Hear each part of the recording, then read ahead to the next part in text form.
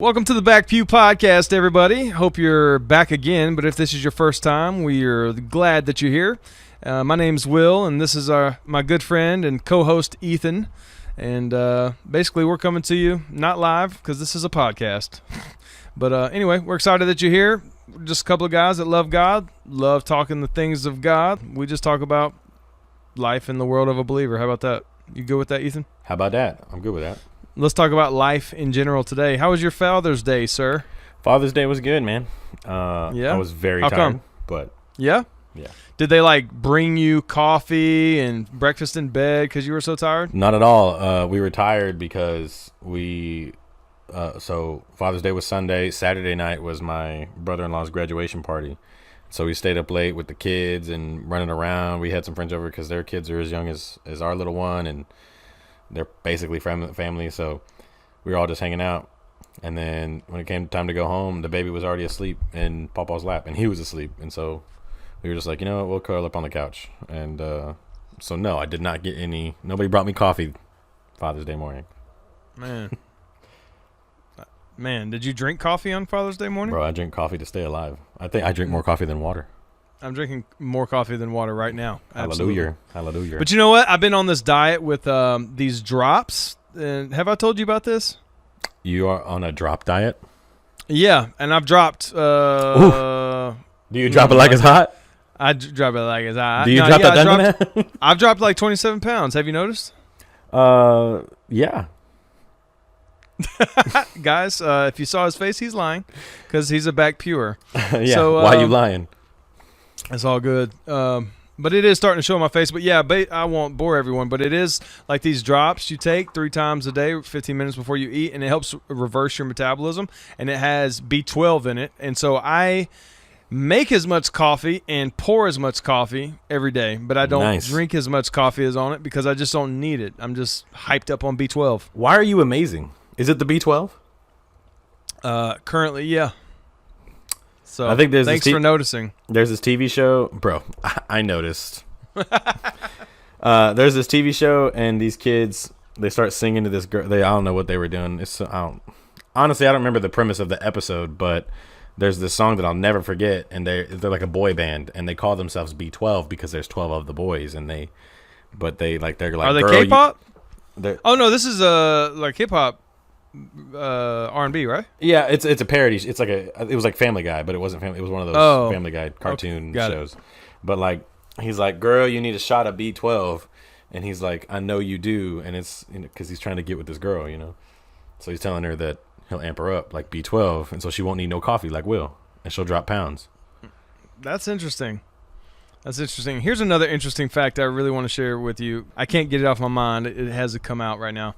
Ancient Sumerian men and women were possibly the first to invent and wear lipstick. Let me repeat. This says men and women, but I was told today men were the original lipstick wearers. Nice. And to further make this a messy topic, the reason for the coloring was to help. The reason that it transitioned from men wearing it to women is because they wanted women's lips to look like, look like below, what? Like their lips below. What? Like their vaginas. Oh, my bad. So apparently, I don't know how true this is, but I was told this, and after so I was revolves told, around oral. Lipstick is for oral. Yep. Lipstick is of the devil. Fellatio. Is it? I mean, because I was just thinking about it the other day because you know how much I love Kim Kardashian, and she came out, and she came out with this new makeup for your legs. I saw, and it made your legs go from looking crusty to like beautiful. And I was like, wow, when are these women gonna stop? Putting makeup everywhere. I mean, it's amazing what it can do for someone. But it's just like, I mean, now we're putting makeup on our legs every day. Like, this is a product she came out with. It seems like a bit much, don't you think? I mean, I love a good-looking leg as much as anybody. Right. Or any man. Yeah, I'm a leg guy. What can I say? But I just don't you think that's a bit much, or do you think it's appropriate for certain times, or I think it's appropriate for certain times because I feel like you can't do it all the time because then somebody's gonna reach out and touch your leg and be like, ugh, cake face. I know. That's kind of exactly. It's like it's kind of weird. So I'd like to see how it works, but I was very mesmerized by. Well, I bet you'd like to see how it works. Hey. So anyway, but yeah. So so the reason I bring that up is because like that day, a couple days ago, whenever she released that product, I was like, makeup really does do a lot for people. Like Brother Hagen. Do you know his old quote? Nah. Because like back in the day when Brother Hagen was preaching all the time, they would debate like, is it sinful to wear makeup? Pentecostals wouldn't. Yeah. So he would say even a old barn looks better with a fresh thing of paint. Nice. So this is Brother Hagen saying that, but so yeah, man, I'm all for it. But so yeah, I just wonder what other people's take on it is. I mean, it just seems like so much pressure for women. I don't normally think about women's pressure to look good, but like whenever I saw the makeup for legs, I was like, okay, maybe we're pressuring people too much. And then some people would say that maybe they're just doing it for themselves, but they would be lying or misunderstanding themselves. I mean, I guess they would be doing it for themselves if they hate their legs that much. Let me tell you, the example that they were using, they weren't pretty legs, but they became beautiful. I don't believe that stuff. What do you mean? I don't believe makeup stories. Okay. It's a lie, man. So are we just going to pass right over what I said, the origin? Oh, yeah, that lipstick is to make Are we going to have to make this episode explicit? Huh? Not her face, her lips. Yeah, but that's part of her face. Yeah, okay. And let's be honest, that's the part that we're all concerned with because either she's talking. I don't really care for a lot of lipstick. Like women love nothing like red lipstick, and I agree. It's like 1% of the time a red lipstick makes it look, makes their lips look wonderful. I just like normal lips. And then, like this trend where people are putting like sparkly color, like green and blue lips. I can't stand that. How about you? No, I mean, it makes sense. So I don't know after this much in the podcast, if you're a woman, stick around. This isn't how it's going to go all the time. I will say on my Strong Life podcast, I found out today either the Bill, I don't remember, I have to check, either the Bill Knight episode or every episode that we have up, it was 100% watched by males, 100%, no females. Whoa. Yeah, that was alarming. So tomorrow's episode, needless to say, will be a female. And that's on strategic purposes because that was pretty much every 5 episodes is going to be a woman just because it's for whatever reason a lot harder to get a woman on the podcast, which brings me to my next point. Why is it bad to call women female? Like, you notice how I almost said it's hard to get females on the podcast? A lot of ladies find it difficult or find it to be problematic to be called like female. Like, why are you calling me female? I don't know, because you're a female. Right, because you're a female. I don't want to call you chick. I heard that's offensive, too. Is it? Since when? I don't know. Really? That's a bummer, because I really like chick. I know you like chick. You keep saying chick. You say chick a lot. No. Do I? Mm-hmm. I never noticed. This chick. These chicks. Chick. So, what did your chick do for you for Father's Day? Anything? No, we went to the Astros game. I mean, we just kind of hung out. That's dope. You just passed right over. You went to the Astros game? Yeah, it was dope. I mean, I love going to the Astros game, but Is that where you bought your hat? No, I bought it for the game because it's $10 cheaper if you buy it at the mall than at the stadium. But no, we had a good time. It's just that Friday the Astros demolished the Blu-rays, and so yesterday they came back and demolished the Astros, so that was fun to watch. The Blu-rays? The Blue Jays, like a bird. Like okay. You said Rays, right? I might have because that's also a sports team. So okay, I thought it was Devil Rays. Yes, Devil Rays, and then there's the Tampa Bay Rays, and then there's the Toronto Blue Jays. But no Blu-rays. No. Oh, did I say? Oh, my bad. Like the DVD. Gotcha. Yes, like Blu-rays. Hey, sometimes I get a little will in me and I forget what I'm talking about. Is that what it's called, Blu-ray? Why? Now I'm confused about DVDs and it is Blu-ray disc. It is a Blu-ray disc. Well, Blu-ray is because of the color of light that they put the data on the disc with is blue. Did you know that they had Laserdisc? That was the same thing as DVD, pretty much. No, I didn't know that. It's kind of stupid. I thought it was just the same thing. It just didn't have, something cool, a cool name like DVDs. But no, it was like a real thing that went, didn't make it. Laserdisc? Yeah, it's like the same thing. I mean, it sounds cool to me. Why did it flip flop? Look it up, everybody. I don't know. Anyway. Flippy flop. See you on the flippity flop. See you on the flippity flop. That wasn't that what we put in the clip? Oh yeah, Stepdad Gary. Gary. Oh, guys, I hope you guys liked the episode last week. We did. Right? No affirmation from Ethan. Oh yeah. I totally liked it. No, I'm kidding. Yeah, I liked it. Yeah, it was good. Yeah. Hey, let me ask you guys, could you tell a friend, and could you like our page, and could you share our page with your friends? That'd be awesome. Thanks. Ethan, back to your Father's Day.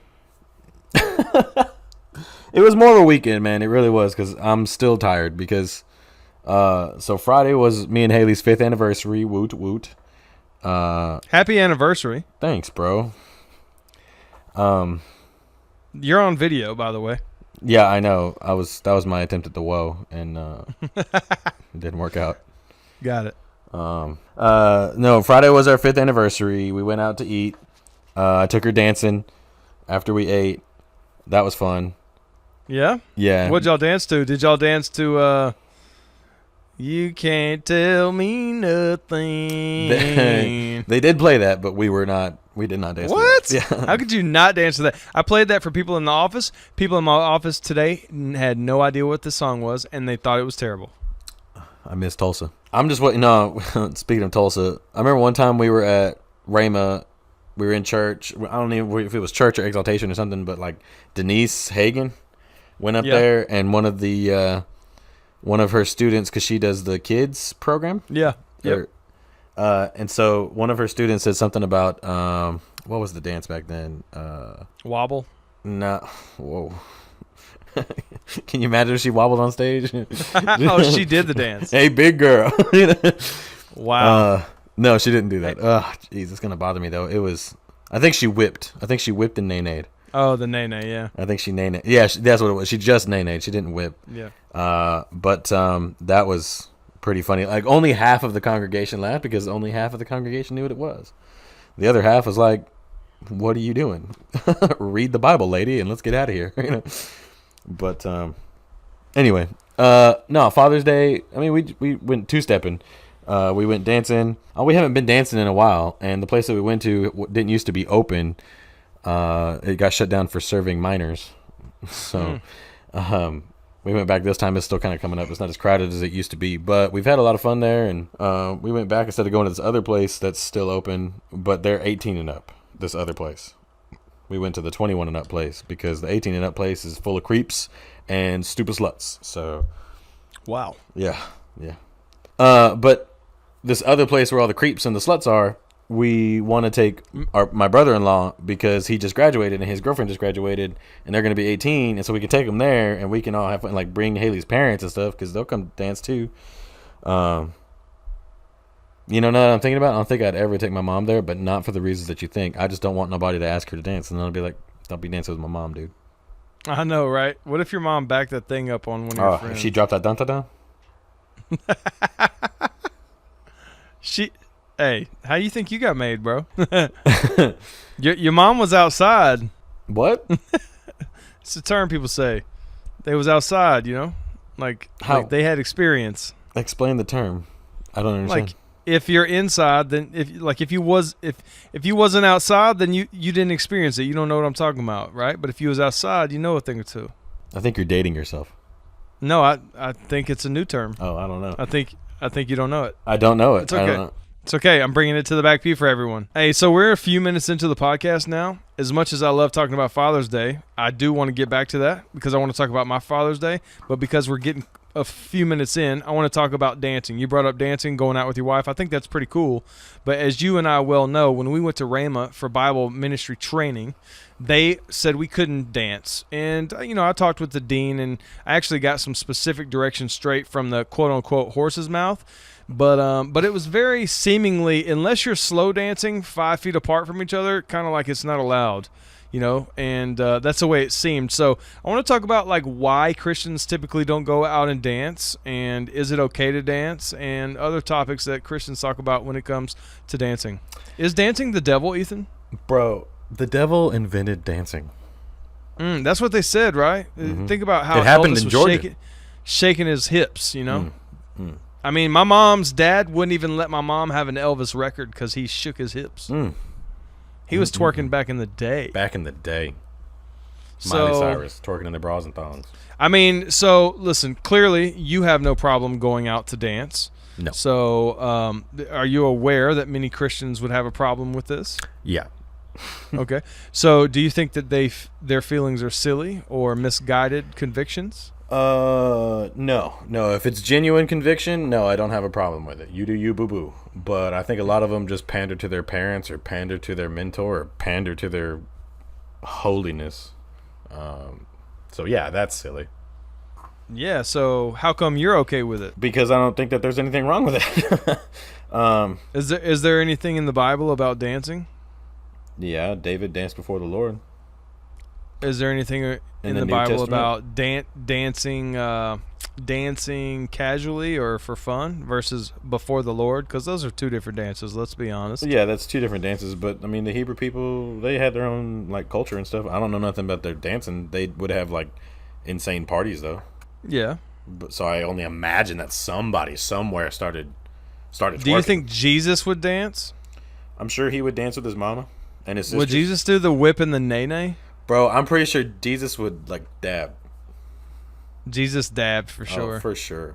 He was dabbing. I actually think I saw a meme or a GIF or something that was like Jesus dabbed for your sins, and I was like, I don't know. Wow. Can we call the podcast episode that? Jesus dabbed for your sins. Because we'll lose every Christian follower we have. Bye. Man, that is funny though. I shouldn't laugh at this, but I saw this on Instagram. Maybe I've already told everyone, but it was a picture of Jesus swatting a fly, but he missed it because he had a hole in his hand.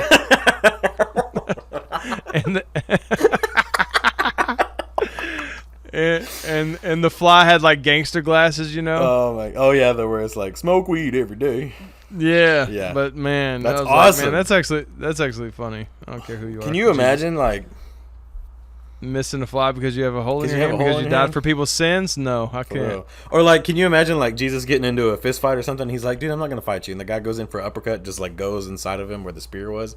He's like, my arm. That sounds painful, actually. I don't know. Hey, I feel I like the think this- wounds have healed at that point. I mean, he has a glorified body. I don't think he's in pain, so he's like, ooh, whoa, gross, get out. Yeah, I mean, do you think that Jesus has holes in his hands now? Does it say that in the Bible? I assume that he does because when he had the glorified body that he went to heaven with, like when he went up, when he ascended, that glorified body had the holes from the crucifixion. But he came back. He was back for a time before he had a glorified body. He did. Here's why I say this, because we'll have to fact check this. But Jesus, remember, somebody was going to touch him, and he said, "Don't touch me yet." Oh, I think it was Mary. It was Mary Magdalene. At the tomb. Yeah, at the tomb. He said, Yeah. "I've not yet got my Ascended. body," or something. Oh, he So- said, I haven't ascended to the Father to present my blood. That doesn't So, do but with you his couldn't body. touch him. So, what? Well, no. So the reason is he said, "Don't touch me," because she could touch him. If she could not touch him because he did not have a physical body for her to physically touch, he wouldn't have said, "Don't touch me." He would have let her just go. She would have been like a hologram on Star Wars, like. So you think that there was no physical body to be touched? Then why would he tell her not to touch him? That's what I'm saying. He had a body. It was glorified. If he was just a spirit, he wouldn't have needed to say that. Therefore, he had his glorified body when he came out of the tomb. The first So time. you're saying I'm wrong about the intention of why I thought she couldn't touch him. It was because he had to go offer his blood to heaven first. It had nothing to do with the glorification of his body. No, I don't think I understand your question. What I'm saying is that he has and had the holes from the crucifixion from when he raised from the dead. all the way to now. There may be something in the word about him still having the holes and piercings and. Well, he did because he told Thomas, handle me, put your hand in my side, put your fingers in my Oh holes. yeah, see, I knew there was something that I just bad. couldn't That's remember. not what he said. Whoa. Whoa. Hey, Will, hit the whoa real quick. We're talking about Jesus. I don't even know. That's why I didn't Look. get the joke a minute ago. I thought you were. The reason I said you were on camera is because I thought you were trying to be excited about your wife's journey, and I was like, oh, you're gonna be on camera. She's gonna see that, you know. But you were. No, I was trying to. Whoa. I don't even know what the whoa's from. The only reason I know is because you. Quite frankly, I didn't even know about the Millie Rock until you told me in Hong Kong. But now I see it all the time. You didn't know about the Millie Rock in Bangladesh? No, We man. were on the plane. I was Millie rocking on the plane. There ain't even That's a when I block on found- the plane. They're Millie Rock on. That's when I found out what the Millie Rock was, when you was on the plane. Yeah, I know. You're like cutting off months, man. You knew the Millie Rock. No, I'm talking Summer of 17. in Bangladesh. I knew the Millie Rock in Bangladesh whenever you showed me. Okay. I didn't know it before that. Don't be screwing up our timeline. This is our friendship. I know it's very This is important. I very know. serious, dude. And the pictures have been great this week. I've been reminiscing on like Hong Kong and Bangladesh and different things. People were in Thailand. They saw like 27,000 people come to know Christ. That was pretty amazing. Did you see that? Praise him. Praise him. Yeah, GV Hallelujah. Global Ventures. If you guys want to go on a mission trip, if any of you guys don't know who Global Ventures is, you should look them up, globalventures.tv. They take teams of people to the nations 4 or 5 times a year, all-inclusive paid trip. Once you pay for it, I mean, they handle all the business transactions of it, and it's pretty great experience. They let you preach. They give you opportunities. A really unique ministry like none other, in my opinion. I was a part of it. That's how I met Ethan. You guys have heard us reference it many times if you have been here before. So, but yeah, man, 27,000. That's dope. That is dope, especially in a country that they've been to before. I mean, it's great that Yeah, they're still they- finding areas to go to that are still dark. So So as far as the glorified body, I want to talk about that because I've been in life insurance, right? And we've been a part of churches for years, and so a lot of people believed for a long time. Part of the reason being cremated was so unpopular is because people thought that they had to be buried so that they could be risen again, like when Jesus comes back. But I had this really unique revelation maybe a year ago when I was selling insurance, because I was like, oh, everyone's so worried about the ashes coming together and can that work, or they have to be buried, but that's not even the issue. Do you know why? Think about it. tell me why. I want you to guess. Can you guess? No. I mean, it's a very distinct reason why it doesn't matter. Off the top of my head, no, I cannot figure out what you're getting at. Please Because enlighten me. God is giving you a new glorified body. He's not putting back together the one you had. Hallelujah. That's pretty deep, right? Hallelujah. You know what? Last night I Start opened up dancing my in the Holy Ghost, scripture.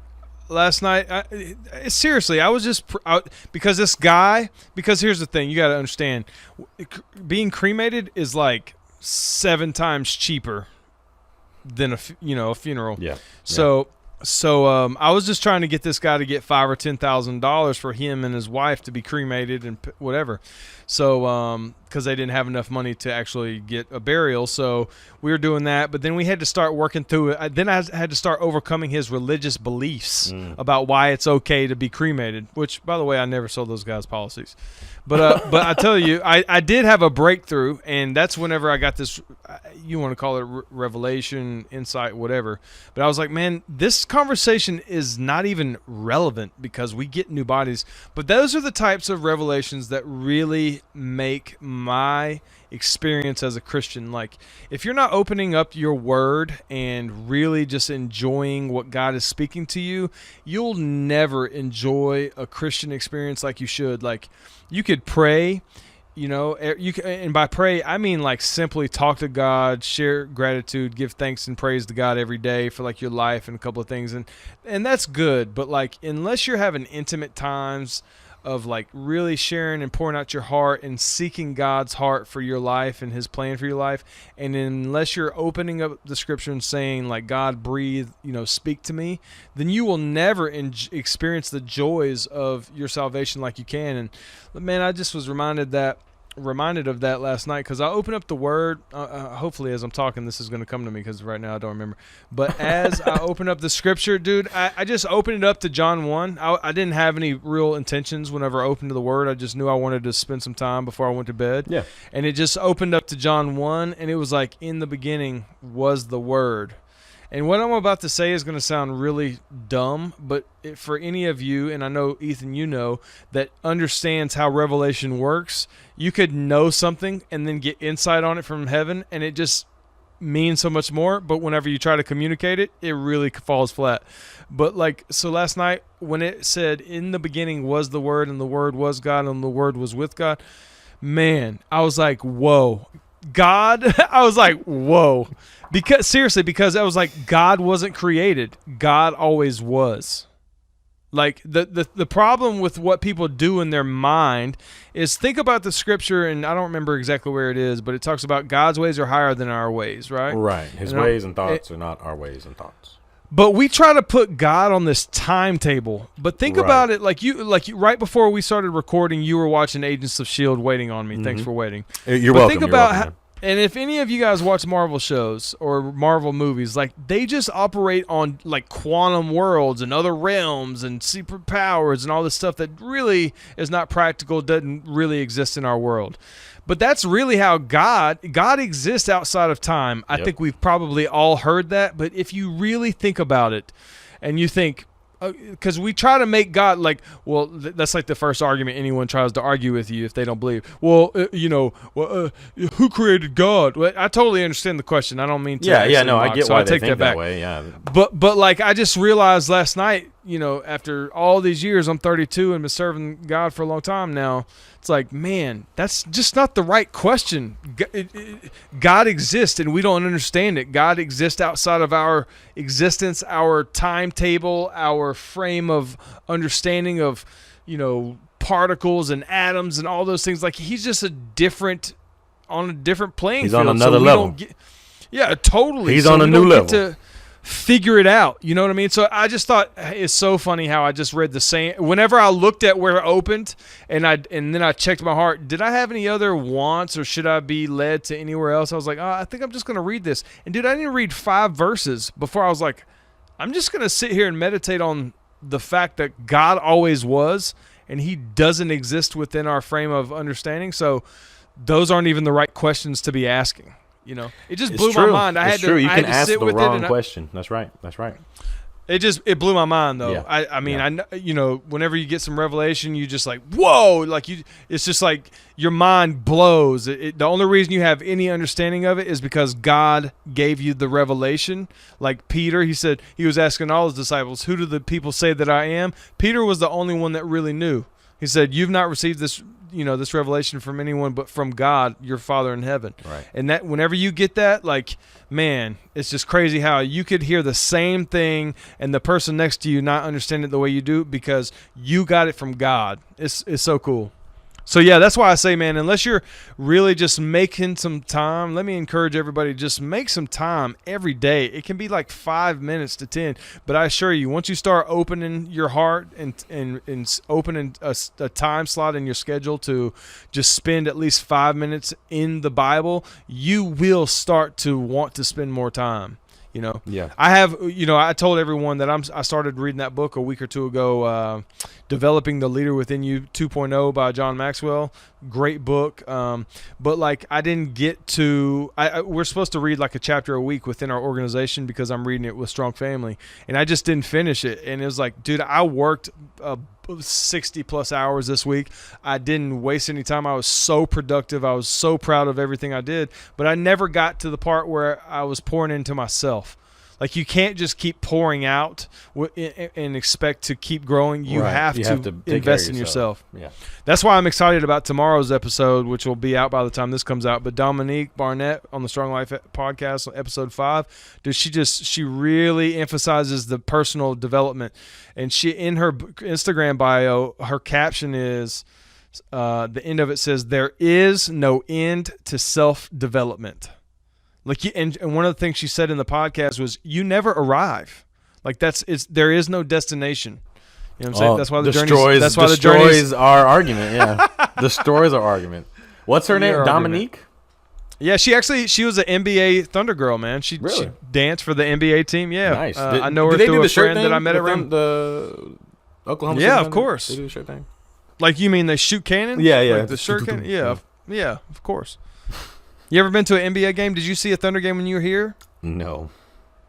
Oh, man, that's the only NBA. Oh, no. I went to my first NBA game in 4th grade. I won the Penny Hustle. That's what it was called. Penny Hardaway!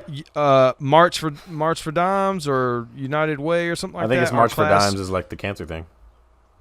Yeah, so it was something that we did a fundraiser, and so they gave us tickets to see an Atlanta Hawk versus LA Clippers game, and I wore a jean jacket. I felt like I was the coolest kid in school. I'm telling you. See this guy over here, guys? Man, he's got a jean jacket on. I had no friend. Young Penny Hardaway over here. He had dreams of living lavish in the skillet whipping magic. God dang it! I bought a pair of high tops this week, man. Do you own a pair of high tops? No, I don't have a pair of high top. I'm not cool enough for that. Have you ever owned a pair? It's kind of hard to pull it off, right? You got to have the right swag for it.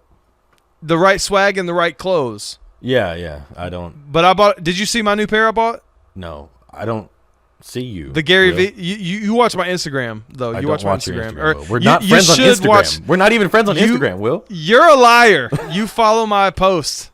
Did you see it? No, I didn't see it, man. Oh man, I can't wait to show you. I felt even cooler than I told you I did in my Mickey Mouse tank. Oh, with the Game of Thrones socks or something. Oh yeah, Game of Thrones socks. Good Lord. The King in the North. Man, I'm still loving the memes from Game of Thrones that are still popping up everywhere. Dude, I saw one that was Kawhi Leonard, who was the main guy on the Toronto Raptors, and they're in Toronto, and they have this show that's about sports and stuff. It's called Game of Zones, and I don't know if it's from the show or not, but I got the vibe that it was. And there was everybody like holding up the swords, the King in the North, the King in the North, and then when it like zoomed in through the swords, it was Kawhi Leonard. That's because he beat all the United States teams and stuff. Hey, I was saying it. I mean, I yell that at my in-laws' house just because they're getting loud and they start yelling at each other, and I'm like, the King in the North, and they look at me like I'm stupid. Y'all didn't watch Game of Thrones. If you did, y'all would be having a great time with me, Or you would be. Or you'd be very disappointed. Yeah. So. On Father's Day, I took my dad. I was taking him to dinner. I actually was going to try to take him to Texas Roadhouse. Did you try to work there? I feel that you did or something, but no, I guess not. No, not Texas Roadhouse. Well, at 5 o'clock, it was still slam full. There was an hour wait, so I took my dad to Brahms. Nice. But he's never been there because we're not from Oklahoma, so he'd never had Brahms, so it was a good experience, and we were in a hurry. But then as soon as we walked inside of Brahms, the bottom fell out. Like, it started raining cats and dogs, and so we had to walk to our car, and we got soaked, and then we drove to the movie theater, where you saw I took him to see Rocket Man, the movie about Elton John. Going to go see Rocket Man. Yeah, so it was a pretty interesting movie. I was curious. It was a pretty interesting movie. Yeah. Yeah, it was lots of information. Also, lots of homosexual activity on the screen that I was uncomfortable with. Nice. You didn't know that going in? You didn't know Elton John was gay? I did know. The movie was rated R? The very first CD I ever got was Elton John. My parents gave it to me in 3rd grade. Nice. Which one was it? Was he wearing yellow? London, England. It was just a picture of a headshot of him. Gotcha. With this purple background, and the city was white, and it was called London, England. But the movie was pretty cool. He dealt with a lot of addiction and drug abuse, and they really did a great job of showing his sexuality, identity confusion, coming up, and all the problems he had. But yeah, I really like that a lot of these movies are coming out. Like, for instance, Elton John's still alive. I would like to see people getting their roses while they're still alive and give more insight, because then we always wait till people are super old or dead to start doing documentaries and stuff. And I don't know. That's true. I get that. That's true. For instance, I really like, not that I'm a big fan, but I like the fact that, what's his name, the guy that's famous on radio, Howard Stern, he is doing his memoir right now, a book, And I'm like, I just think that in our day and age where information is so at our fingertips, that is needing to be the new thing. And then we can do it again once they die. Or rehash everything that we did. Yeah, I get you. I mean, I know that they put one out recently on Netflix about Motley Crue. Okay. And I have no interest in that. But go ahead. my wife like watched that movie like 8 times because she like her parents loved Motley Crue when she was growing up, and so when they were growing up, and so then she was listening to it when she was growing up, before they met Jesus. What? That guy, he's got like a wife that's 20 years younger than him. Dude, I good can't for him. one of. Yeah, I know she's pretty too.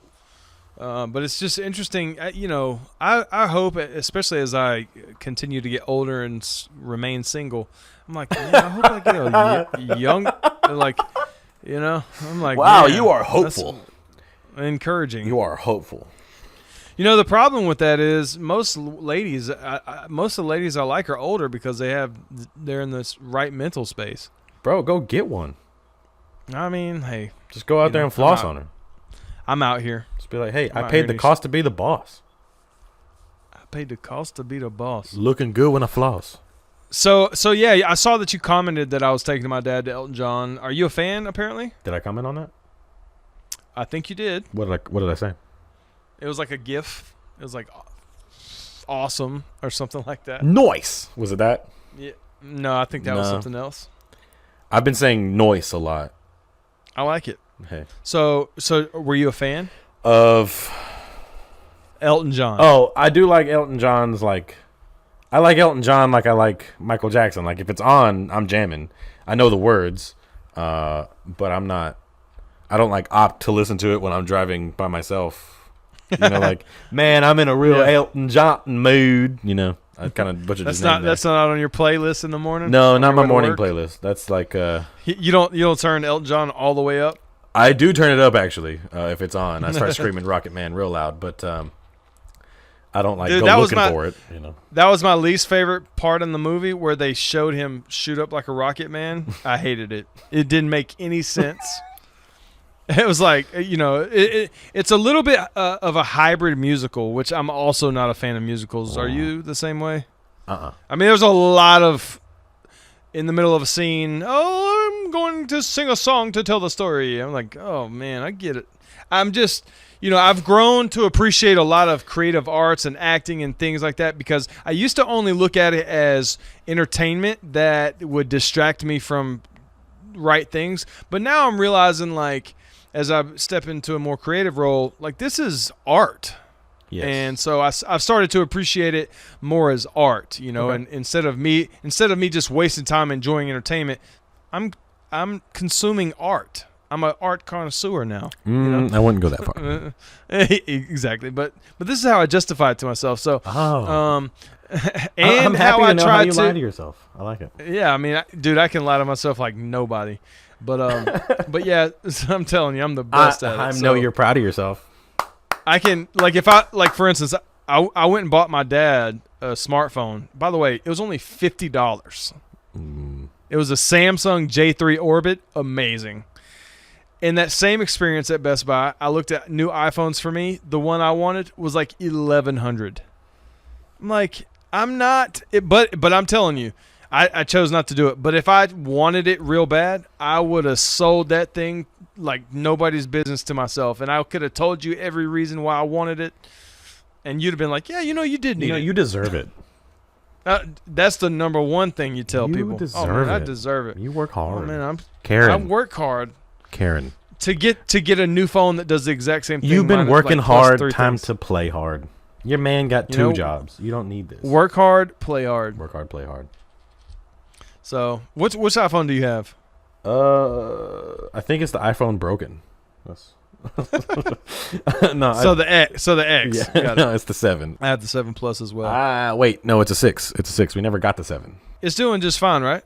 Yeah, man, it's still kicking. I mean, it's like an old man, an old American. I mean, I've had mine for several years, and I just can't spend another. Here's the problem. I probably would, but last time that I went to AT&T and tried to upgrade like 2 years ago when I got the 7 or whatever, I was supposed to get the $650 credit, and they didn't ever give it to me. So my feelings are still. You're still jaded about that one, huh?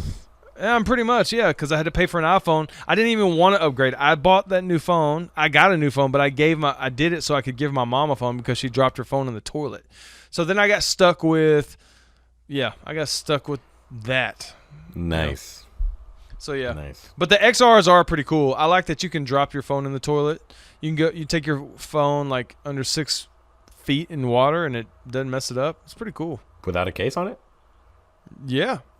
Bro. It's waterproof. The one of them is only 3 meters and then the other one's 6 meters. Nice. And I bet there's like $1,000 difference between the two. Nah, it's like $100 or something. That's $1,000 to me. Yeah. Yeah, I feel it. So, yeah, man, I got my dad a smartphone. Isn't that crazy? My dad finally let me get him a smartphone. You know, I think he after should have all stuck these to his years. guns and been like, nah, flip phones for life. I sent a text message to him today, and I said, I dare you to try to text me back. He probably read it upside down, like, why is the screen upside down? Yeah, like he Turn- probably couldn't turn even over open the screen. screen. He probably couldn't even open the screen. But, yeah, man, I'm pretty impressed. Like, I'm an iPhone guy all the way. I just believe in their products, and I trust it and all that stuff. But, like, when you look at how much less the products were, like you made a face whenever I mentioned that phone was $50. No, it's not that. What I was that just face? surprised. I was even the cheapies are like not cheapy. You know what I mean? Yeah. Like 50s. I mean, this is it's a track phone. I don't know how old this phone is. Uh-huh. It could be 5 years old. I don't know. But it's a billion times better. My dad was actually trying to upgrade to this other phone that he bought from like Dollar General or something like 3 years ago, but it you was can still buy in the phones package. at Dollar General. I think so. I'm not sure, but Oklahoma, y'all. But anyway, Oklahoma. no, I think this was Alabama actually. Alabama. So anyway, like Alabama. I never could work after spending 2 or 3 hours talking on the phones with TrackPhone. These idiots, they're freaking.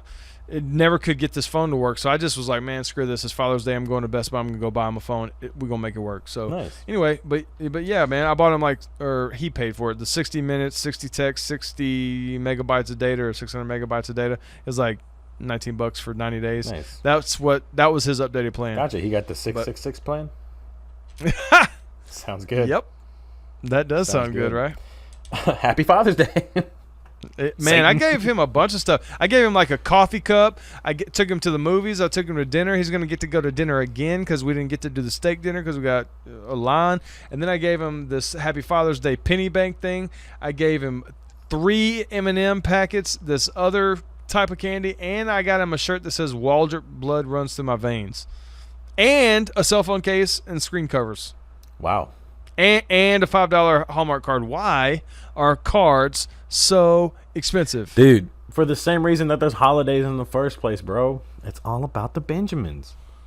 Tell me about it. Are you that guy? I'm that guy. I really like holidays. No. Like whenever I was driving my dad to dinner yesterday in the movies, I thought, I probably wouldn't be taking him out today if it wasn't a made up holiday. No, I'm not that way at all. I'm like, let's go have fun because it's Tuesday. Let's go celebrate each other because it's Tuesday. Yeah, but it just gives us a rotational reason. Yeah, it keeps you have in a good the day. confines of the sheepfold so they can come in and shear you and then cut your head off. I don't follow at I'm all. sorry. I took a left turn. I know we talked about me not taking left turns, but I went. Whoa. Did you like the picture, the graphic, the episode cover? Yeah, Swerve? yeah. Some skirt. Yeah. Looked like some Grand Prix I kind of kept stuff. I kept waiting for you to tell me how much you liked it, but you never did. It's because I'm lying to you right now. I didn't like it that much. I know, it's okay. I liked it a lot. Hey, it's all good. I've been. Why didn't you already like it? caught me. You already caught me lying 3 times on this episode. What's another one? I know you just lied again because it was more than 3. But anyway, Whoa, So- whoa! Why am I always lying? I don't know why. it's a song. I want to go back and talk about the dancing. Okay. How do you feel about it? Because I feel like you wanted a broad answer, but I gave you a short one, and you weren't satisfied. So why don't you just tell me how you feel about it, and then I'll tell you how I feel about it. Well, I feel that I understand why people are cautionary about going and dancing. Typically, the places you go out and dance involve alcohol, Alcohol. and a lot of believers don't believe it's okay to. The motel, the hotel, the Holiday Inn. Like, for instance, I was listening to the radio this morning, and this guy, I don't know who he was, but he was talking about he started playing clubs at 9 years old, and then he would get kicked out. And then the host said, well, a club or a bar is no place for a 9-year-old. And I was like, yeah, true, but why not? And if it's not okay for a 9-year-old, why would we do it? Why would that be okay for us to do it? That was my thinking this morning. And so, I don't know, man. I really get that it could turn into more. I think that you could get very sexual with it, especially with today's modern dancing is very provocative. Dude, so I I mean, understand that. belly dancing was a thing way back. I mean, I don't think it has anything to do with modernism. The thing is people are attractive. So when people interact, it's going to, cause you to be excited, I suppose. And I don't mean that in a horny way. I mean it just like you're going to like it.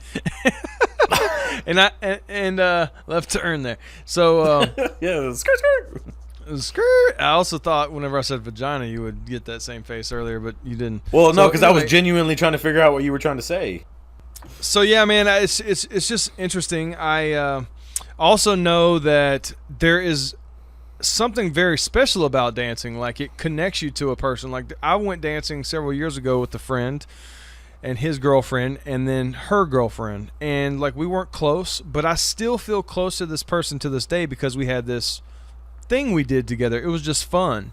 And it's just physical activity. I love music. You're supposed to move to it. I don't think that we need to be, square, boxed in, never move, stand straight up, like you just square. I think that you should have fun and be able to dance. And I think that the church has tried to regulate what people do in their life. And then probably with good intentions, they've tried to make it, a rule because, well, if I make it a rule, you can't, even though the Bible doesn't necessarily, you can't dance or whatever. If we make it a rule, it'll help us keep from sinning or take something into another place. But yeah, man, I think that we just do that with all types of things. When it comes to alcohol, for instance, it doesn't say you can't drink. It says be not drunk. It talks about that. I think that's clear in the scripture. But we make it this rule, like here in America, like in our circles, like if you drink, people look at you funny oftentimes. Not in all circles, but like in a lot of circles. And so, I think it's one of those things where we try to over-regulate things with good intentions, but it's not from God's word. So I think that God, I think we should warn people in the pulpit. Like if we're going to be leaders in ministry, then we should be able to know how to speak to people. It's true. And speak on these topics. And I'm like, if you ask me, like, man, go have fun, but be wary of the crowd that you set yourself around. But that's the reason I love going to weddings. Because everyone's there to have a good time. I love DJing them because everyone's in a good mood. They know they're coming to have a good time, and it's not in a bar, some smoky area or whatever, like with a bunch of bad people. It's with your people. That's your people. You know what I'm saying? That's your friends and family and stuff. Yeah, it's your people's people, and so it's like, oh, cool. And like there's nothing like the energy in a room that shifts whenever everyone's on sync. Like you do the cha-cha slide or whatever, it's like so crazy. Everyone's on the same wave and everyone's having so much fun, and then you can literally feel the room shift again when it's over because people start to feel embarrassed. But so I think dancing is something that we should all do, actually, yeah, for sure. Or if you want to. But yeah, man, I mean, yeah, just at the end of the day, I think it's been over-regulated, with good intentions, and I think not been helpful. People, all of religious traditions come from somebody having a good experience, and then they make their people do it. So like it worked for them, their conviction said not to dance because it led to wrong thinking and it opened the door for bad habits and stuff, but then they make somebody else do it. And for the other person, it's just a form of expression or something, something out of Footloose, whatever. He just crumping in the back, leave him alone. I don't know. I don't have a problem with it at all. I think that people do. Like, I don't have a problem with it so much that when me and my friends, when me and Haley and all of our friends, we would go out, if a song was on and Haley wasn't there, I would go dance with Haley's friend. Or vice versa. If I wasn't there and Haley wanted to dance, she'd grab my best friend. They'd go on the dance floor. They'd dance. They'd go around in a circle, two-step, spin, twirl, dip. What's up, guys? Like, it's not a... What type of dancing? Two-stepping. Okay, yeah. See, I think two-stepping is one of the things that most probably people would be okay with. I think so in our circles because they don't really view it as a problem. People in our circle see like the twerking and the bumping and the grinding, which I understand the problem with. I'm not like advocating for it. I'm just saying that people don't make a distinction. Definitely don't. They say dancing and they just mean all dancing. Yeah, like it's such a broad statement. Yeah, right. That is the problem. Yeah. I knew that if we talked about this for long enough, we would pinpoint it. That's the problem. You're welcome. That's it. No, seriously, that's what we do. It's like one of the reasons I like Gary Vee is because he knows he just talks so much to find out things.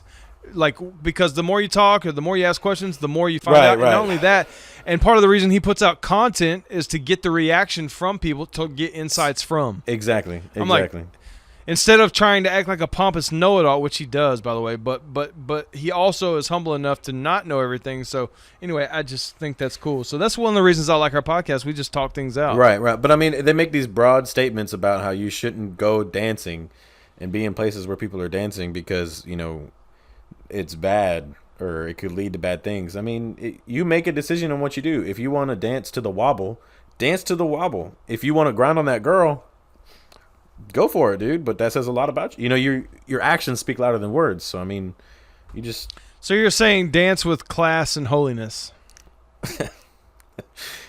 Yeah, I wouldn't say that because that's weird. But yeah, that's a true statement. Yeah, I got it. That's a true statement. Yeah, the air of what I'm saying is true. Yeah, but I mean, like, look, two-stepping. Like my mom taught me how to two-step, and then you go out and these people are like at the club and they are there almost every night. I think they're part of the staff. I'm fairly certain. Either that or they get free drinks, so they're always there. But they're like professional Texas swing dancers. You know what I mean? Like the twirls and like lift the girl up above their head and crazy stuff. But and that's so cool. Haley wants to do all the fast spins and stuff, and I'm like, nah, we can just go in a circle. Like, I don't do all that. Come on now. I know. She made me try when we were dancing the other night, and she kept telling me like, nobody cares about you. Like, quit thinking about what other. And then I lost. I know that's right. I lost the butt, like on my boot. The sole came off on the heel, and so I was limping around anyway. So anyway. Did you have your cowboy hat on? No, I didn't have my cowboy hat. I did my hair that time. Did you have that? Did you have? Oh, okay. You didn't have this Houston hat on. No. Hey, don't be hating on this Houston hat. This is no. I love the hat. Brand new. But what I'm getting at is the two-stepping. You hold that person like real close, right? Well, the only other time that you're really going to be holding that person like that with rhythm is during sexual intercourse. You know what I mean? Or unless you're walking down the street and you got your arm around her. You know? Okay. So I mean, I get where people are coming from.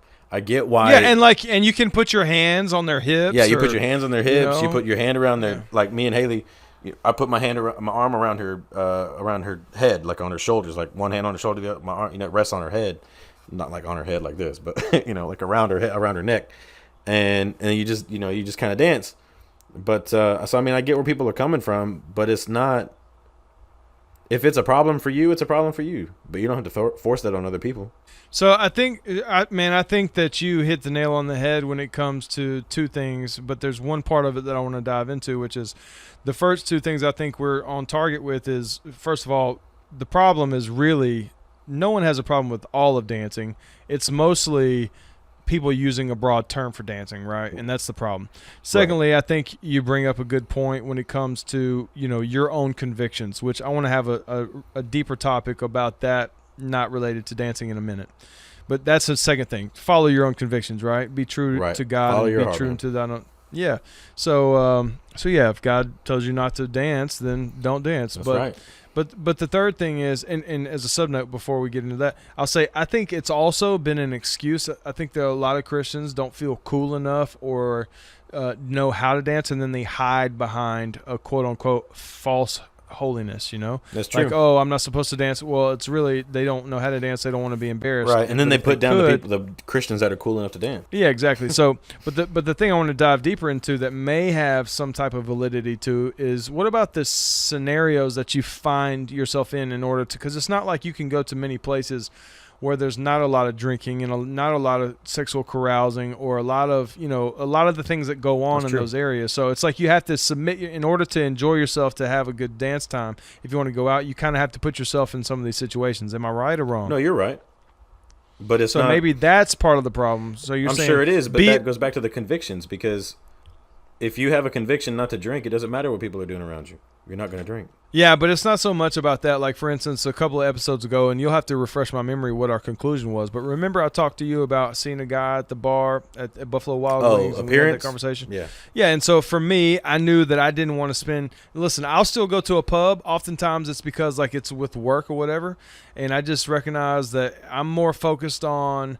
At this point in my life and my influence, I'm more focused on having relationships with the people in my life that I know that God puts there than I'm more focused about that than being interested in what people may or may not perceive about me if they happen to see me there or out, Mm-hmm. I mean, it's not so much about whether or not it'll tempt you. It's about like, when people see you out. So what was our conclusion about that? Or maybe we had differing opinions because while I feel like I may be speaking out of both sides of my mouth because I know I decided that I wouldn't put myself in those positions just for fun, but I also know I put myself in those positions where, like for instance, I want to talk about this in a minute, it's related, but on last Wednesday, I literally felt like I was supposed to skip church and to go to this bar, and then I felt like God on it the whole time.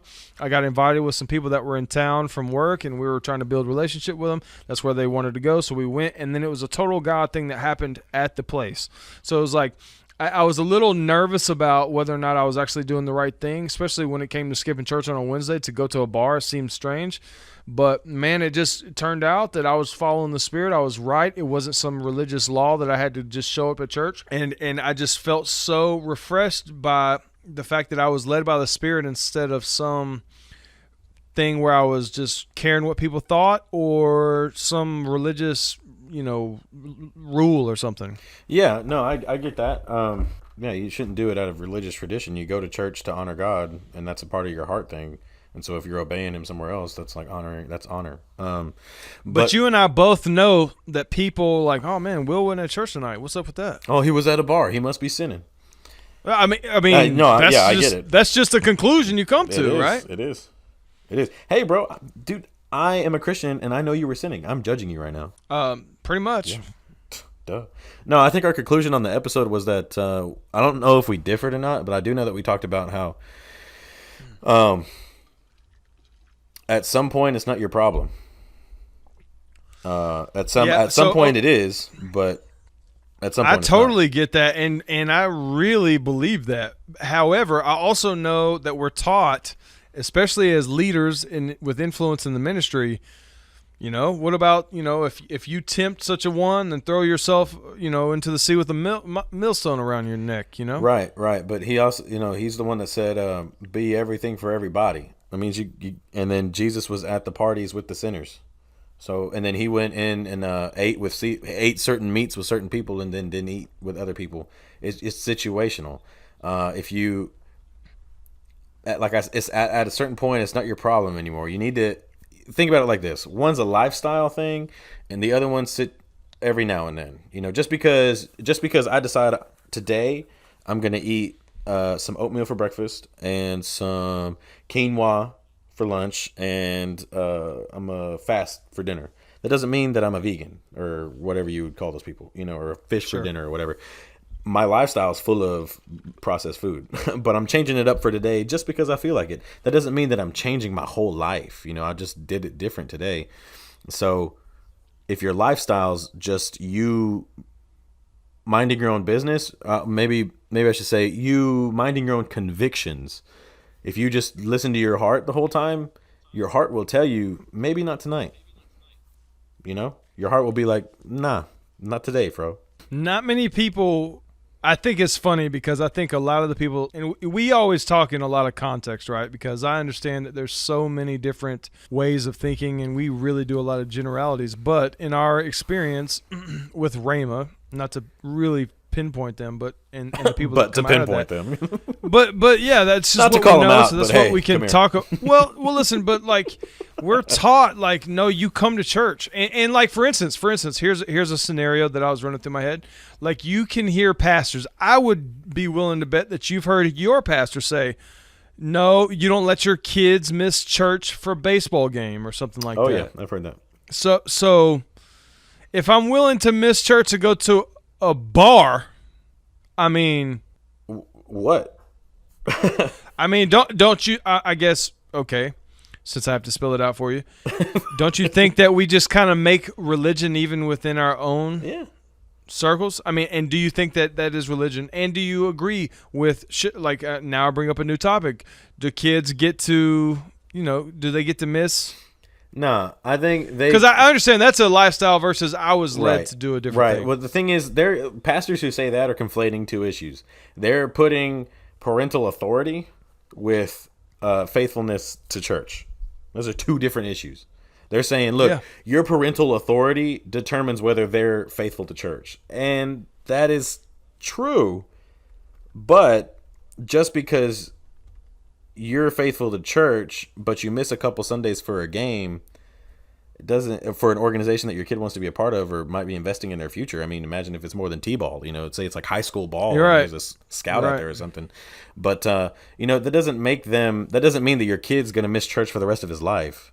Like, they're conflating two things. But they act like that's the example that you're teaching them. Right. You're teaching them it's okay to miss. So that's what they need to clarify. They need to say your kids don't get to miss church for anything if you, the parent, say they don't get to miss church. That's what they need to say.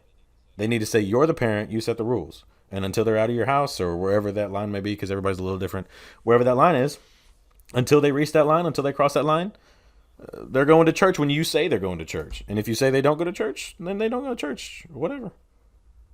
But pastors don't think that way because and I don't even think it's a pastor thing. I think it's a speaker thing. I think speakers just speak. And if they're conscious enough, they don't want to backtrack. I don't think it is a speaker thing. I think it is a minister thing, and I think it's you might be right because a lot of ministers don't admit they're wrong. Speakers in general do sometimes. Well, there, you said there's conflating issues there. Well, let's talk about first of all, if no one's at the church with attendance, then they don't have a gig. True.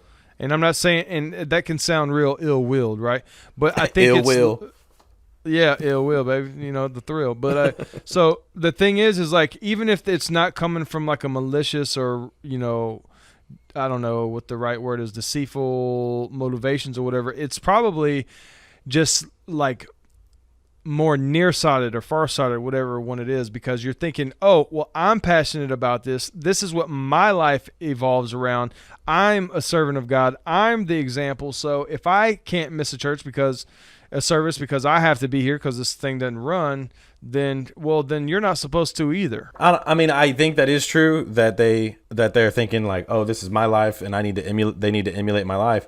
At the same time, I think it's too, they heard some parents just tell their kids, no, you're not going to miss a game. You're not going to miss church for a game.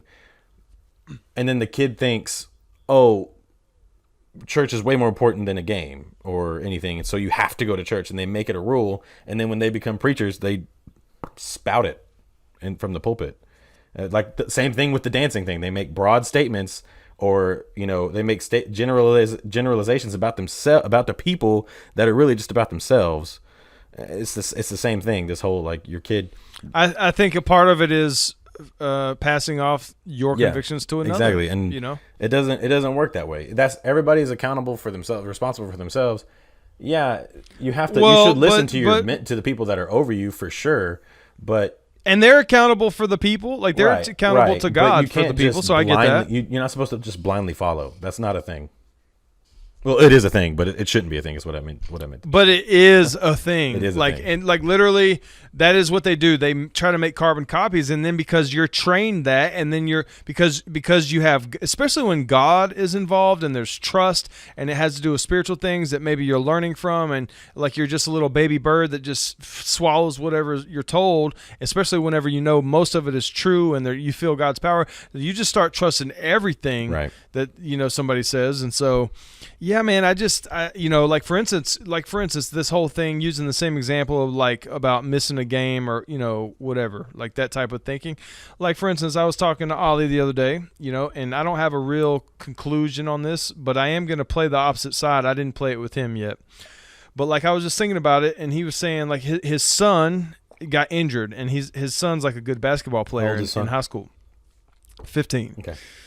Okay, so like he got injured at like this tournament game or something a month ago, and blah blah blah, and there's like scouts there. It's like a big deal, like they're sports fanatics.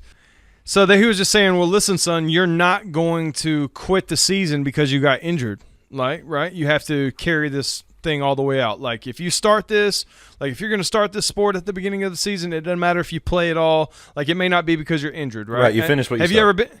Yeah, you finish what you start. Okay, I agree with that principle for the most part, right? But then there's the times where actually you need to learn when to quit. And now, in this scenario with the hurt, the injury, I don't agree with it. Like, don't quit, right? But I'm saying, what if it's not the right thing for you? What if it's not your talent? Like, for instance, if I start a new job and I realize it's not the right thing for me, well, I don't just finish what I started. Or if I start a new degree at college, or if I started going down a Muslim belief path and then I realize, oh, this isn't the truth, now I want to follow Jesus.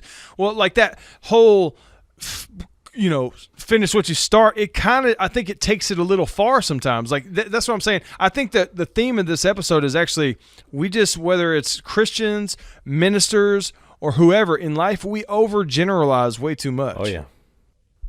I like, that's a good question, but I think the answer has to do with perspective. At least with the last example you gave, going down the Muslim path, finding Jesus and wanting to get with Jesus. And, what if you're raised to finish what you started and it has to do with like faith, or family?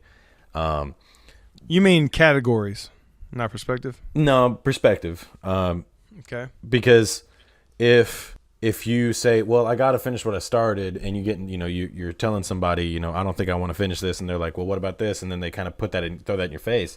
Well, then you tell them, look, as a Muslim, as someone who's trying to find Allah, find Allah or find, whatever religion it is, or even if it's atheism, you're just trying to find the truth.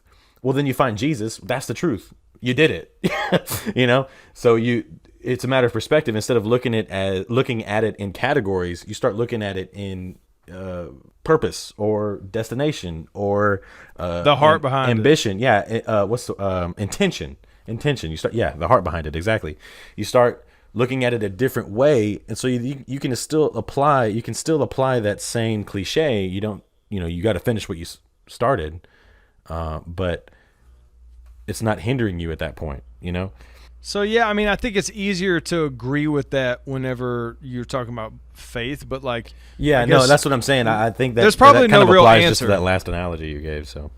But I guess to your point, it's a good question, and there's probably no real actually specific answer. Yeah, I think that it's very situational.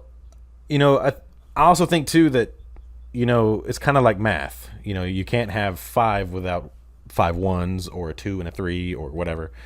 Or maybe I should say money. You can't have $1 without so many pennies, You teach a kid, a child, to, follow through with their word, the value of their word. And then you teach them, all right, now that's one lesson. Let's go to the next lesson. And the next lesson is to learn when to quit.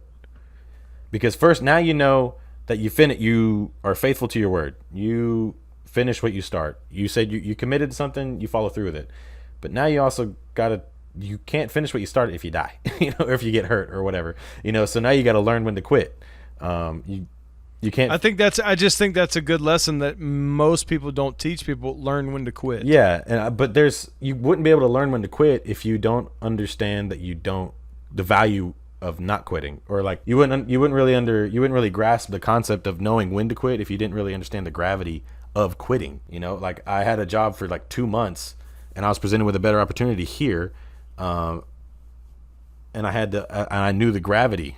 I understood the gravity of quitting this other job in the plants, and what it would sound like and how my wife was going to react and all this stuff. But I'm glad I did it now. It worked out way better. And so I learned that lesson. I knew when to quit. I applied those lessons in my life. So I think that's probably a better answer than the one I said a second ago about perspective. But at the same time, it's the same. It's also perspective, because first you're looking at it from the first lesson. That's your perspective. Well, now you got to get a new perspective. Now you need 2 lessons to figure out what to do in this particular situation. So maybe perspective is the answer that I'm going to stick with. Back to you. Perspective for 100. Perspective for 600. Do you watch any games like on TV or anything like Who Wants to Be a Millionaire? I used to. Me and my mom. Yeah, we would watch Who Wants to Be a Millionaire. Recently, though, me and Haley have been watching, not faithfully, but we have been watching whenever we see it. That the little ad for it is Ellen's Game of Games. Yeah, you like it? I don't really dig it. I think it's the commercials are funny, and I get enough. Oh, of it there. it's so fun. I don't know. I laugh at it because it's so cheesy, so weird. Like these people are out here trying to impress Helen, and they're like getting pies in the face and dressing They're like, up please don't do it, Ellen. Yeah, yeah. No, don't Yeah, do she's it. like- No. She's like, no, I don't get paid if I don't. Bye. She's like seemingly heartless. It's Yeah. funny because she's like the most heart person that has the biggest heart ever. So, yeah. I don't know. Yeah, but she also started as a comedian, which comedians pretty much start like kind of heartless. right. You got. But I don't think that's ever been her gig. Yeah. Yeah, it's pretty interesting actually. I just think that, man, so many Christians like we just have so many like rules, you know. Oh yeah, and a bunch just- of rules. It causes And a lot of them are pointless, and they just cause strife. And so but that's what I keep saying about being a local church, a local body, a community. You can't tell people 2,000 miles away what to do. It's just, if it's not in the Bible, let them. I'll tell do you what what they I want. really Give them a Bible don't and say, figure it out.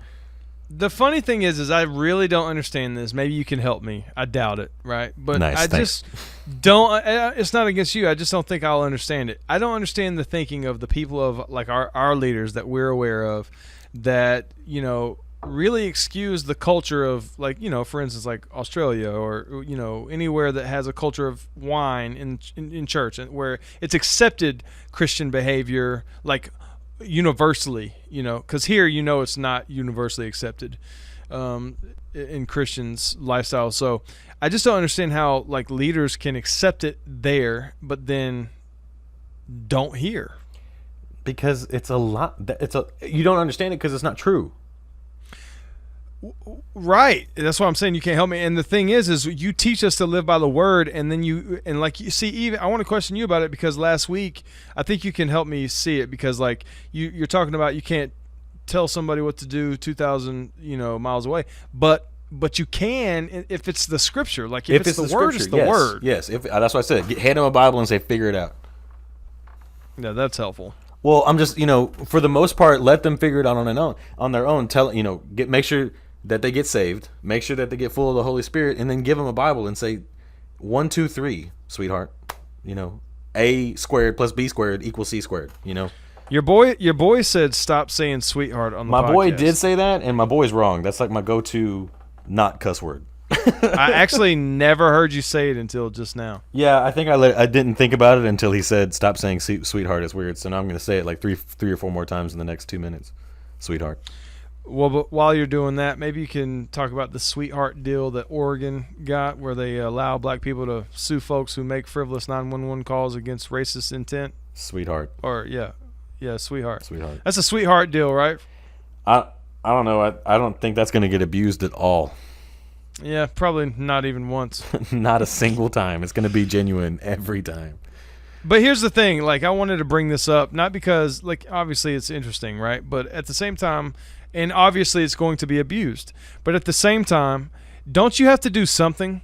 Like, I guess, maybe to counter our argument, because I'm what's the word? I don't like all these rules as we're talking on this conversation. You can tell, like, I'd rather be led by the Spirit. I don't want to be formal, structured, and add all these guidelines that aren't put on me by God. So why would I let you do that, right? But at the same time, like, I'm comparing this to this Oregon deal. It's like, okay, but do we just continue to allow the people, like, to continue to do it and not try to put anything in place? Like, I guess these things happen from good intentions is my point. Yeah, the road to hell is trying, paved with good intentions. Yeah, I got it. Another thing that we teach people, and now every time you say good intentions, everyone goes to that. But so everybody goes to hell. Good intentions. But but it disqualifies anyone that says, "Well, my intentions were good." Well, but so, but rightly so, because if it was, go ahead. No, it's good. Like so you don't think anything should be tried? Like, obviously this is going to be abused, but don't you have to do something to try to stop the opposite side? You do. You go and you teach them and you change their hearts. This is it's because of racism. They're trying to curb. But we racism. live in a society without God, so we live in two different. So that's the ideal world. So what do we do with the people that aren't going to, allow us to teach them how to do, and they're not going to do? If it wasn't hard, then how come everyone isn't just peachy, perfectly living for Christ exactly like we would want them? It's not about difficulty. You just said it's not hard. Right. Hard means difficulty. I'm saying it's not hard, but it's not about whether it's hard or not. It's about whether people believe a lie or not. And so make it practical to the situation, and so I can follow. Okay. So you're wondering, you just don't do anything. You just let people be, keep making these calls because they're racist or whatever. Yeah. And then you go into their school and you show them, you teach them the kids, you change the kids, you teach the kids that you don't be racist. Basically, there's so many different, there's so many things that go into that, but you teach it to kids. You teach them anti-racism. You teach them lack of racism. What about the adults now that aren't kids? They're going to die. So don't you think something in place, a Band-Aid like this, is good in the meantime while we try to teach up the kids? No. Okay, why not? Because it's a waste of money. 2, it's a waste of time. And 3, it sets precedent to do it with the kids when they're adults. The kids are going to do a Band-Aid too. Whereas if you go I fix the kids, I can ride with the precedent. Yeah, if you take the time, all the effort that they're going to put into this, they're going to have coders, right? They're going to have computer people go make algorithms to figure out the racism, to, yada, yada, yada, have the cops do special training to do this. They're going to have people specially train the cops to do this, that, and when they could have all of that energy and all that money put into properly educating the students of that state. It doesn't need to be a Jesus thing. It doesn't need to be an ideal society thing. It just needs to be morals. Go in there and teach the kid morals, I totally, like I said, in an ideal world, I totally relate and agree. You want to go in and change the hearts. I agree. But think about, for one, like I said, the people that don't know God or godless. And then for 2, like we operate, something I've been thinking about a lot lately is we have these contexts in our brains. We know ministry. But what about the people that have no idea about about ministry? They have good ideas too. Yeah. I just said that. It's not a Jesus thing. It's a moral thing. It's a go teach them how to do the right thing. Morals are a Jesus thing. It's not true. Okay, elaborate. Every society has morals. Now, do those morals stand up to Jesus's morals? No. But every society has a moral standard. Okay, so how do you help someone change their morals without Jesus? Live it in front of them. You can live a Christian life without talking, Jesus to them all the time. Actions speak louder than words and stuff. And especially if you're dealing with children, you can put it in, children's stories and all this stuff. But will it come out? Most definitely. But does that have to be the driving force? No. And I think that's another disconnect that the church and society, that's another big problem. It works here. Maybe Jesus being the driving force works in this area. It's not going to work over here. And so they got to try to do it, and then it flops. And it's like, well, why didn't it work? And then they just give up, and then it turns into Chicago or something. I've never been to Chicago, so if you're from Chicago, don't hate on me. I'm sorry. I'm just, it doesn't have to be a Jesus thing. It has to be a community thing. Every community runs a little different and stuff. So like in Oregon. So I do applaud what they're trying to do, but they're doing it wrong. So what would you say at the risk of asking you this question to offend every person that's not white on this podcast? What would you say to the person that's excited about this? Like the black person that's like, I've experienced a lot of racism, and man, that just, it's like, what's his name? Jussie Smollett. He made a false claim. People said that he should be prosecuted for the same crime that he claimed to have happened to him. So This is the same thing that's happening to a lot of black people and others. So what about their situations that they get falsely accused? What should happen to the people that do it to them? And because I think that they should have some type of penalty. Yeah, it should be treated like a false 911 or something. Okay, which is what, a fine? Yeah, well, I wouldn't say that, because what if the person actually believes that, or like if it's actually dark outside and it just so happens that the guy that they're calling had 3 racist calls made on him, and then this time it was a crime, or that time it wasn't, but this guy actually believed that it was, or it was a another black person who made the call. What are they going to do? This is 911. What's your race? It just doesn't, it It's the doesn't make a lot of 911. sense. It's the black 911 line. Yeah, yeah.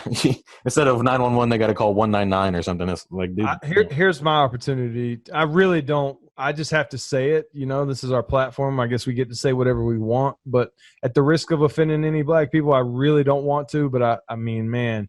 But I just I see so much happening right now, and maybe you can speak to it. But man, I just see so many black people, and again, we're generalizing. But I watch a lot. I love a lot of celebrities in the limelight, and so they speak their opinions very loudly and in the forefront of everyone. And so I hear them saying, and it's just and also I know I have a lot of black friends, so I also know it's not just celebrities. So my thing is I see a lot of what's going on, and in the black communities, it's like reverse racism. And I don't mean it as plainly as it sounds. I mean it like if we acted the same way as white people today, as a lot of, black communities are today, man, people would go nuts. Like for instance, because it's funny, like a lot of black people I know, they we want to do black business. We only want to do business with black people. And right. Like somebody made a joke the other day. I heard them say if they make $2 Harriet or $20 Harriet Tubmans or whatever, or $2 bills with Harriet Tubman, that's all that $5 bills. That's all that people are going to use in the black community. Right. It's they're not going to use the greenbacks anymore. They're going to use the Harriet Tubmans.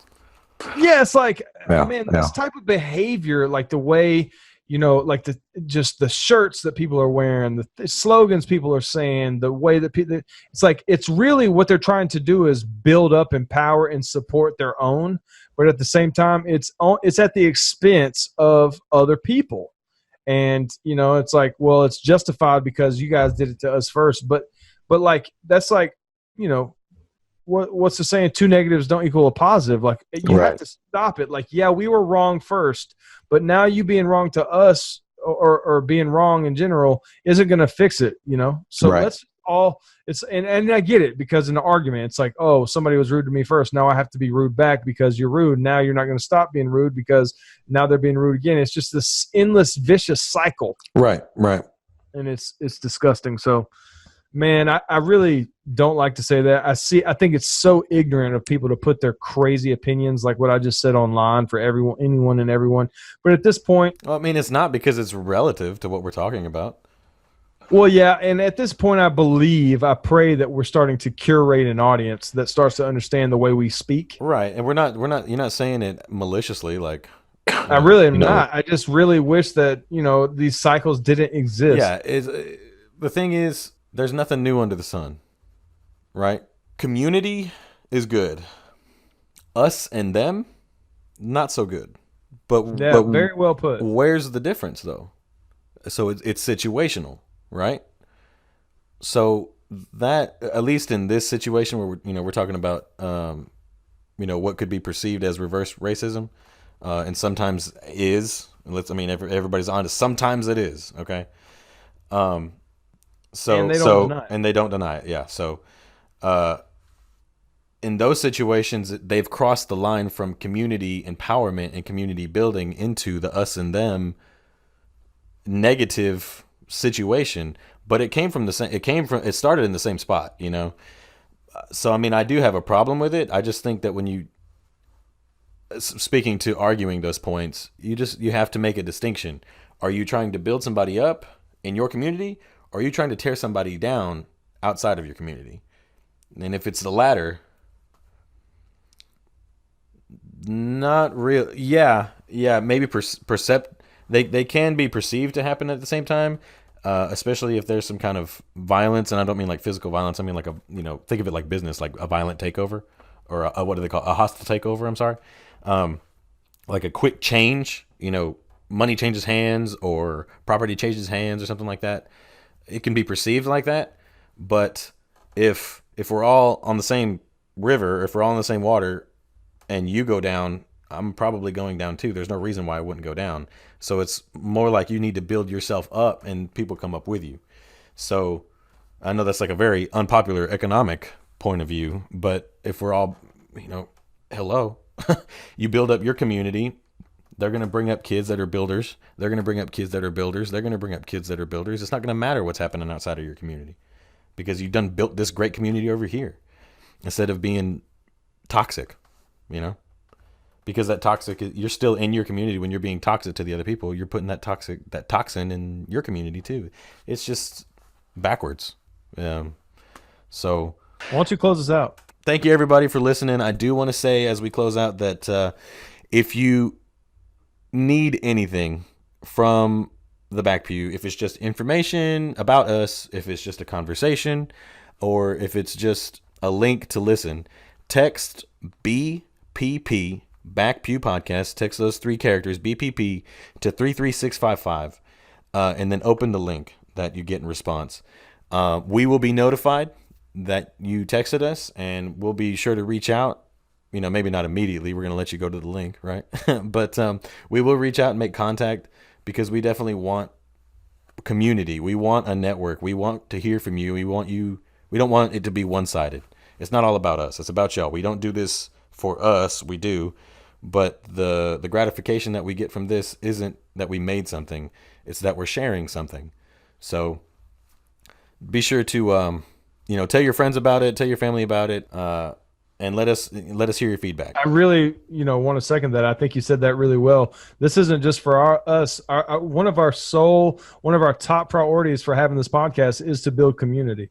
A lot of people are out there feeling lonely. They don't feel like they can share their Christian values with anyone else. They also feel like a lot of people that possibly they could share their Christian values with aren't fun, or maybe they're too, I don't know, for lack of better words, just square, and maybe they don't relate. But man, we're modern people living in a modern world, living in a historical truth of God's word. So, I think that we can really build a community. And so, like I said, this isn't just for us. When we ask you to share this isn't because we want to just build our brand or build up our podcast to be some big thing. It's because we actually have intention to share community with you. And so I think, like I mentioned a minute ago, we're starting to curate an audience, the people, because I see the numbers and we're having faithful listeners.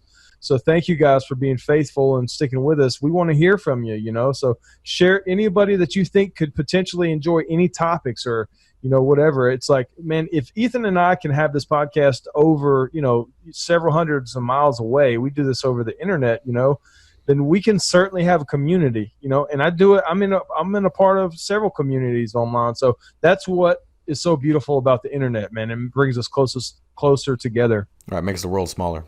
Yeah, it makes the world smaller, man. So, man, thank you guys for listening. Hope you guys enjoyed the episode as much as we enjoyed making it for you. We really are here to serve you. So any topics that you want to hear from. Another thing, man, you can text BPP to that number. Man, we want to hear from you. We've had some people reach out for prayer requests, and so we'd love to pray for you. I know Ethan and I both feel the same way about it. We would love to, anything going on, man, we're here for you. This is the Back Pew. We kind of joke around with the Back Pew, and it's meant to be fun. But, man, at the same time, pews are in churches, man, and we're the church, and so we want to be here for you. So, whether it's fun topics or you just want prayer requests or share, share a praise report. I don't know. Take it old school. I think